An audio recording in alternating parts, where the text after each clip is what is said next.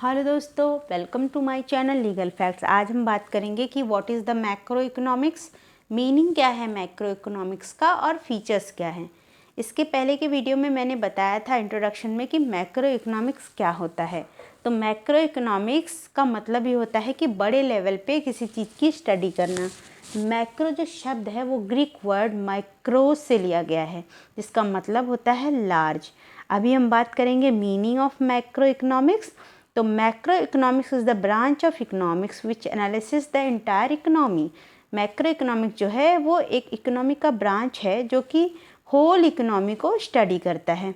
Example के तौर पे ले तो जैसे नेशनल इनकम हो गया, नेशनल आउटपुट हो गया, total investment of the country हो गई, टोटल कंजम्पशन हो गया, एक्सेट्रा।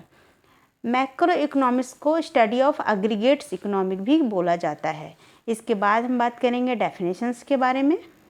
डेफिनेशन में जे.एल. हैंसन ने बोला है कि macroeconomics is the branch of economics which consider the relationship between large aggregates such as the volume of employment, total amount of saving, investment, national income etcetera. Macroeconomics एक economics का ऐसा branch है जो कि deal करता है total relationship, aggregate relationship between country का जो भी चीज़ है, एम्प्लॉयमेंट हो गया, टोटल इन्वेस्टमेंट हो गया, नेशनल इनकम हो गया, उन सब चीज़ों की स्टडी करता है मैक्रो इकोनॉमिक्स। अभी हम बात करेंगे what is the features of macro economics. पहले पॉइंट की बात करें तो स्टडी ऑफ एग्रीगेट्स। पहले ही बोला गया है कि मैक्रो इकोनॉमिक्स जो है टोटल चीज़ों की स्टडी करता है कंट्री में। तो स्टडी ऑफ एग्रीगेट्स मतलब एग्रीगेट्स का मतलब ही होता है टोटल। तो macroeconomics deal with the study of economy as a whole, means country में जितना भी इकोनॉमी का स्टडी करता है वो मैक्रो इकोनॉमिक्स ही करता है। जिन चीज़ों की स्टडी करनी पड़ती है जैसे national income, national output, general price level, business trade cycle etcetera.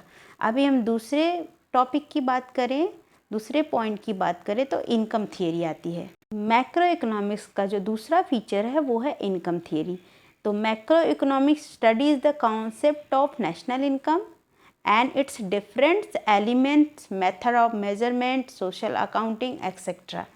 इसको इनकम थियरी इसलिए बोला जाता है क्योंकि ये नेशनल इनकम के कॉन्सेप्ट को स्टडी करता है, इसके डिफरेंट पार्ट्स, इसका मेथड ऑफ मेजरमेंट, फिर सोशल अकाउंटिंग, इन सब चीज़ों के बाद ये एग्रीगेट डिमांड और एग्रीगेट सप्लाई की भी स्टडी करता है, इसीलिए इसको इनकम थियरी बोला जाता है।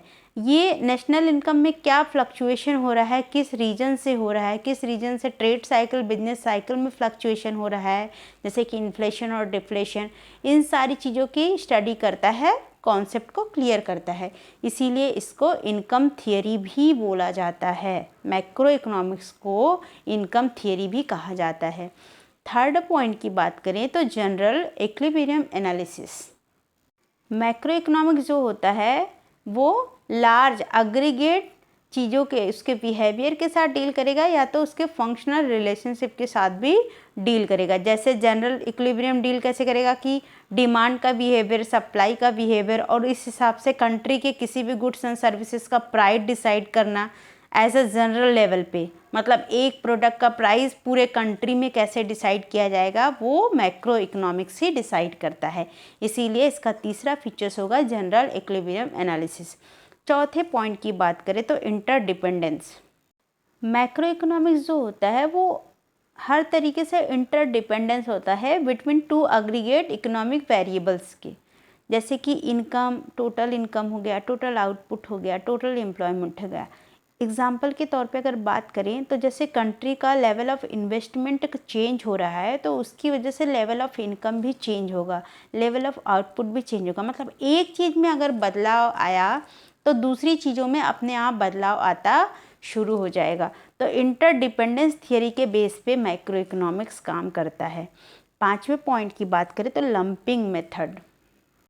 Lumping method means what? Lumping method is the study of the whole economy rather than its part. मतलब मैक्रो इकोनॉमिक्स लम सम में स्टडी करता है, एक साथ पूरे इकोनॉमी की स्टडी करेगा, ना कि बारी बारी से जैसे कि माइक्रो इकोनॉमिक्स करता था।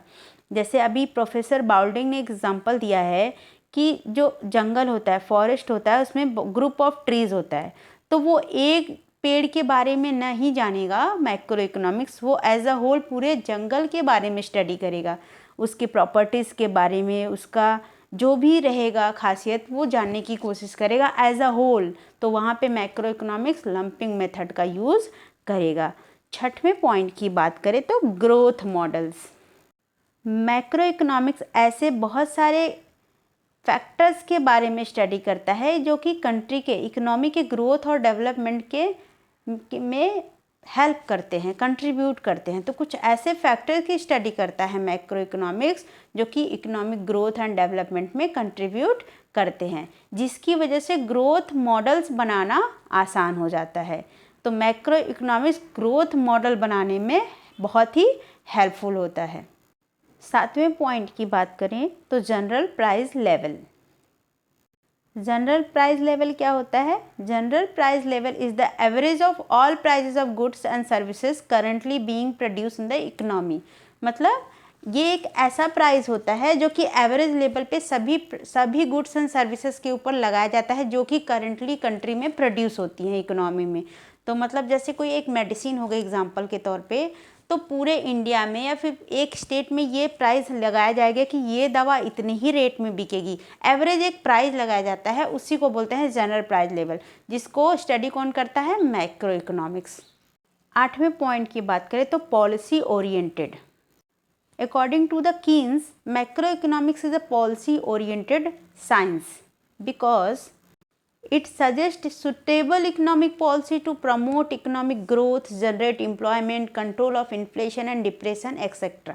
इसका कहने का मतलब ये है कि जब भी कंट्री में कोई इश्यू होता है तो मैक्रो इकोनॉमिक्स उसका स्टडी करता है एज अ होल, और उस प्रॉब्लम को कैसे वहाँ से सोल्यूशन निकाला जाए वो मैक्रो इकोनॉमिक्स उसमें हेल्प करता है। उस बेसिस पे फिर पॉलिसीज़ बनाई जाती हैं कंट्री में।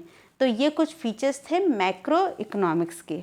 Thanks for watching this video. Thank you so much.